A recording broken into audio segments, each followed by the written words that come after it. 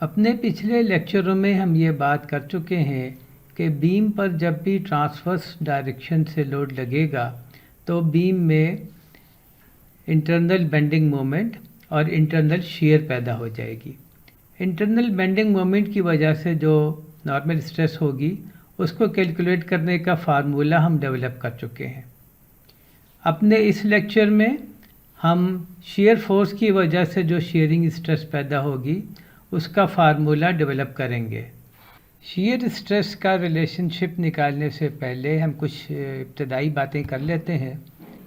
ये आपके सामने एक ट्रांसवर्सली लोडेड बीम है और अगर हमने इसमें इंटरनल शियर स्ट्रेस और इंटरनल बेंडिंग मोमेंट मालूम करनी हो तो हम बीम को किसी एक जगह पर एक हाइपोथेटिकल कट लगाते हैं और उसके बाद बीम के लेफ़्ट पार्ट और राइट पार्ट को अलग कर लेते हैं, जिसके नतीजे में हमें दो एक्सपोज्ड प्लेन जो आपके सामने हैं ये मिल जाती हैं। इन एक्सपोज्ड प्लेन पर शियर फोर्स V और बेंडिंग मोमेंट M होती है और ये दोनों जो है ये लॉन्गिट्यूडनल डायरेक्शन में वेरी करती रहती हैं, यानी कि आप ये कह सकते हैं कि ये x का फंक्शन है। अगर हम ये अननोन V और अननोन M मालूम करना चाहें तो हम स्टैटिक्स में जो हमने इक्विलिब्रियम इक्वेशंस पढ़ी थी वो हम किसी भी एक पार्ट पर या दूसरे पार्ट पर हम लगाएंगे और वो हमें मालूम हो जाएंगे।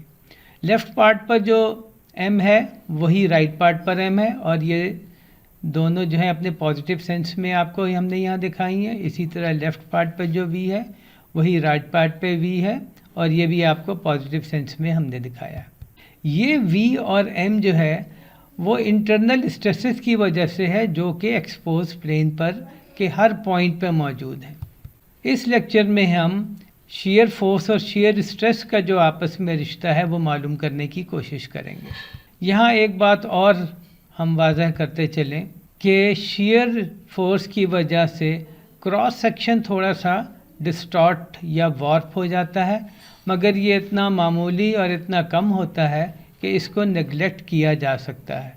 जैसा कि हमने पहले कहा कि इंटरनल शियर और इंटरनल मोमेंट जो है वो इंटरनल स्ट्रेसेस के रिजल्टेंट है। जैसा कि ये आपके सामने है, ये हमारी एक्सपोज प्लेन है और उसके हर पॉइंट पर सिग्मा x और टाउ xy लगे हुए हैं और इन तमाम टाउ xy और इन तमाम सिग्मा x जो कि क्रॉस सेक्शन पर हैं उनका रिजल्टेंट ये मोमेंट m और शियर फोर्स v है। तो हम यूँ लिख सकते हैं कि टाउ xy को इंटीग्रेट करें पूरे एरिया पे तो हमें v मिल जाएगा और सिग्मा x को इंटीग्रेट करें उसके मोमेंट आर्म से मल्टीप्लाई करके पूरे एरिया पे तो हमें m मिल जाएगा। तो सिग्मा x और m का जो रिलेशनशिप है ये हम पहले निकाल चुके हैं और अपने इस लेक्चर में हम टाउ xy का रिलेशनशिप जो v से है वो निकालेंगे। जब भी एक फेस पर शियरिंग स्ट्रेस होती है तो हमें मालूम है कि बिल्कुल बराबर शियरिंग स्ट्रेस बाकी फेसेस पर भी डेवलप हो जाती हैं। तो हम इसका इस तरह फ़ायदा उठाएंगे कि अगर हम टाउ xy ये जो वर्टिकल है अगर हम ये डायरेक्टली नहीं मालूम कर सकते, लेकिन हम अगर ये हॉरिजॉन्टल डायरेक्शन वाली शियर अगर मालूम कर सकते हैं तो हम ये मालूम कर लेंगे और हमें पता है कि ये वाली जो शियर है वो इसके बराबर है, तो लिहाजा गोया कि हमने इनडायरेक्ट तरीके से टाउ xy मालूम कर लिया। जब भी बीम ट्रांसवर्स डायरेक्शन में लोड होगी तो उसमें हॉरिजॉन्टल डायरेक्शन में शियर स्ट्रेस भी पैदा हो जाएगी और जो शियर स्ट्रेस टाउ xy है ये सिर्फ y का फंक्शन होगा, ये z का फंक्शन क्रॉस सेक्शन पे नहीं होगा, बल्कि z की किसी भी वैल्यू के लिए इसकी जो वैल्यू है वो बराबर होगी। अब हम शियर स्ट्रेस फार्मूला डेवलप करने की तरफ पेशकदमी करते हैं। तो हम ये करेंगे कि जो हमारी बीम है उसमें से हम एक छोटा सा पार्ट काट के जिसकी चौड़ाई dx है वो निकाल लेंगे और इस पर हम सारी जो हॉरिजॉन्टल फोर्सेस हैं वो हम आइडेंटिफाई करेंगे और उन फोर्सेस का इक्विलिब्रियम जो है वो हमें शियर फार्मूला या शियर स्ट्रेस फार्मूला हमें बताएगा। तो गोया ये हमने ये निकाल लिया, ये आपके सामने है, ये इसकी चौड़ाई dx है। इस पर लेफ़्ट एंड पर बेंडिंग मोमेंट m एक्ट कर रही है, राइट साइड पर m प्लस dm एक्ट कर रही है। इस m की वजह से स्ट्रेस सिग्मा जिसकी डिस्ट्रीब्यूशन में पता है वो एक्ट कर रही है। इसी तरह वही डिस्ट्रीब्यूशन राइट साइड पे भी होगी, मगर इसकी वैल्यू में फ़र्क होगा। तो जो हम रिलेशनशिप इक्विलिब्रियम की इस्तेमाल करेंगे वो है summation of F X is equal to 0। जिस तरह हमने पहले कहा, क्रॉस सेक्शन के हर पॉइंट पर शेयर स्ट्रेस की वैल्यू मुख्तलिफ होगी।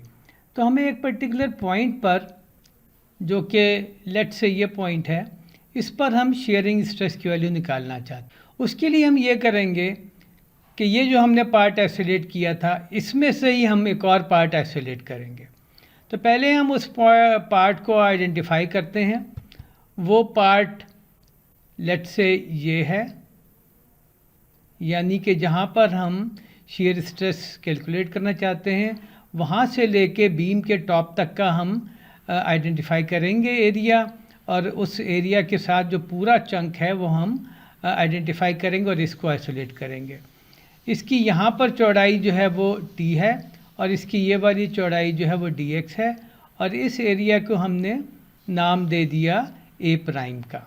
जो डिस्ट्रीब्यूशन है टाउ की जो है इस डायरेक्शन में, वो यूनिफॉर्म है, यानी कि चाहे इस पॉइंट पर हम स्ट्रेस कैलकुलेट करें, चाहे यहाँ करें, चाहे यहाँ करें या यहाँ करें, इसकी वैल्यू बराबर है। लेकिन इस पॉइंट से ऊपर या इस पॉइंट के नीचे टाउ की वैल्यू मुख्तलिफ होगी। तो इसको हम आइसोलेट करेंगे फर्दर, और चूंकि ये पूरा पार्ट जो है वो इक्विलिब्रियम में है, तो ये भी इक्विलिब्रियम में होगा। और हम इस पार्ट पर तमाम फोर्सेस जो कि हॉरिजॉन्टल डायरेक्शन में है वो आइडेंटिफाई करेंगे, और उनका इक्विलिब्रियम जो है वो हमें टाउ का फार्मूला देगा। तो अब जो हॉरिजॉन्टल डायरेक्शन में फोर्सेस हैं वो ये हैं कि सिग्मा और सिग्मा प्राइम की वजह से जो फोर्सेस होंगी, और सिग्मा और सिग्मा प्राइम जो हैं वो एरिया ए प्राइम पर एक्ट कर रही हैं, तो ये फोर्सेस होंगी। अगर हम यहाँ से इनको देखें तो इस तरह की सिचुएशन नज़र आएगी कि इस जगह पर सिग्मा प्राइम एक्ट कर रही है, और इसकी वजह से एक फ़ोर्स होगी जो कि लेफ़्ट साइड पर एक्ट कर रही होगी। इस फेस पर जो है वो सिग्मा एक्ट कर रही है, और इसकी डायरेक्शन इस तरफ होगी राइट साइड पर। इन्हीं दो फेसेस पर टाउ भी ऐड कर रही है, मगर टाउ की डायरेक्शन जो है वो हॉरिजॉन्टल नहीं है बल्कि वर्टिकल है, तो ये फ़िलहाल हमारी गुफ्तगू से बाहर है।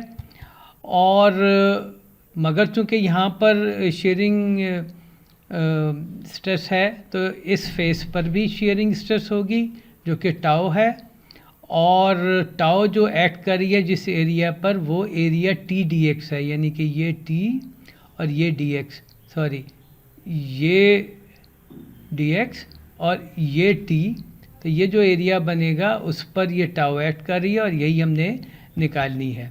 तो अब हम जब फोर्सेस एक्स डायरेक्शन में सम करेंगे तो इसमें हमें वाहिद अननोन जो है वो टाउ होगा। तो हम एक तो नॉर्मल स्ट्रेसेस को इंटीग्रेट करेंगे एरिया ए प्राइम के ऊपर, ताकि हमें सिग्मा के जो फोर्सेस हैं वो मिल जाएं। तीसरी फोर्स हमें मिलेगी जब हम टाउ को मल्टीप्लाई करेंगे उसके एरिया टी डी एक्स से। जब हमें ये तीनों फोर्सेस मिल जाएंगी तो हम ये रिलेशनशिप इस्तेमाल करेंगे इक्विलिब्रियम की। तो इसको अगर हम लिखें तो सिग्मा डी ए प्राइम के ऊपर इंटीग्रेट करें तो ये फोर्स मिल जाएगी, टाउ को टी डी एक्स से मल्टीप्लाई करें तो एक और फोर्स मिल जाएगी, और ये दोनों फोर्सेस राइट साइड पर एक्ट कर रही हैं। सिग्मा प्राइम को डी ए से मल्टीप्लाई करें और ए प्राइम के ऊपर इंटीग्रेट करें तो लेफ़्ट एक्टिंग फोर्स मिल जाएगी, और इन तीनों का सम जो है वो ज़ीरो होगा। तो हमें पता है sigma M Y over I होता है, तो हम M Y over I D A plus tau T D X minus यहाँ पर जो है एम है एम प्लस डी एम जो कि राइट साइड पर है, तो M plus D M Y over I D A is equal to zero. तीन फोर्सेस हैं। अब हम एम और डी एम को अलग कर लेते हैं, तो ये पहली टर्म वैसी की वैसी आएगी, दूसरी वैसी की वैसी आएगी, तीसरी हो जाएगी M Y over I D A integrated जो है वो ओवर ए प्राइम ही है, और चौथी टर्म आ जाएगी minus D M Y over I D A, और इन सब फोर्सेस का जो सम है वो ज़ीरो है। पहली टर्म और तीसरी टर्म आपस में कैंसिल हो जाएंगी, चौथी टर्म को हम राइट साइड पे ले जा सकते हैं, तो हमें मिलेगा tau T D X is equal to D M over I integral के अंदर वाई डी ए।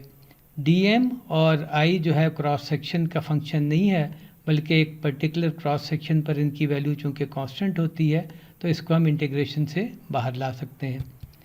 तो टाउ हमें मिला 1/IT dm/dx y dA।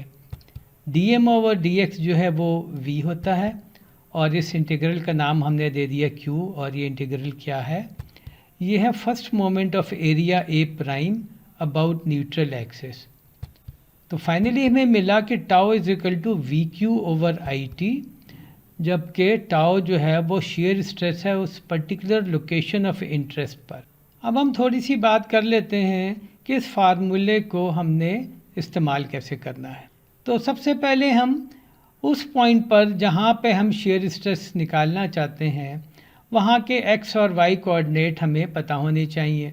जब हमें ये पता हो जाए तो सबसे पहले हम उस x लोकेशन पर शेयरिंग फोर्स v निकालेंगे, फिर उस पर्टिकुलर क्रॉस सेक्शन का हम I निकालेंगे और ये I जो हम निकालेंगे वो with respect to neutral axis होगा। फिर हम उस पॉइंट पर जहाँ पर हमने शेयर स्ट्रेस निकालनी है उसको आइडेंटिफाई करते हुए एरिया ए प्राइम लेंगे, वहाँ पे थिकनेस t और उस एरिया ए प्राइम का फिर हम q कैलकुलेट कर लेंगे। अब हमें सारी चीज़ें मिल गई हैं और हम ये फार्मूला फिर इस्तेमाल करते हुए हम शेयरिंग स्ट्रेस कैलकुलेट कर लेंगे। Thank you very much. उम्मीद है आपको ये लेक्चर पसंद आया होगा। अगले लेक्चर में हम एक प्रॉब्लम सॉल्व करेंगे और उस प्रॉब्लम में हम इस फार्मूले को इस्तेमाल करते हुए बीम पर शेयरिंग स्ट्रेस जो है वो कैलकुलेट करेंगे।